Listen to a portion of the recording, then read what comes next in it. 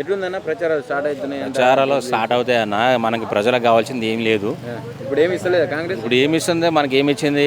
Gas ఇస్తానన్నాడు, gas లేదు. 500 gas ఇస్తున్నాడు, గ్యాస్ లేదు. తర్వాత కరెంటు బిల్లు మనకి 200 యూనిట్లు అన్నాడు, నలుగురికి 5కి ఇచ్చిండు, కానీ వాళ్ళకి క్యాన్సిల్ చేసిండు. తర్వాత 2500 ఆడపిల్లలకి ఇస్తానన్నాడు, అది లేదు. ఏదో బంగారం అన్నాడు, అది లేదు. ఏమి లేదు. ఏం మనకు అనుకూలంగా ఏమి రావట్లేదు అసలేని. పరిపాలన సరిగ్గా లేదు. టీఆర్ఎస్ ఉన్నప్పుడు అది బాగానుండే. ఆ తర్వాత డబుల్ బెడ్రూమ్లు ఇచ్చారు. డబుల్ బెడ్రూమ్లు కూడా నానా ఇబ్బందులు పెడుతున్నాడు. నానా రకాల ఇంక్వైరీ అని అది అని చెప్పేసి అక్కడ చాలా కష్టాలు ఉన్నాయి. అయితే డబుల్ బెడ్రూమ్లు కూడా చాలా కష్టాలు ఉన్నాయి. పరిపాలన సరిగ్గా లేదు.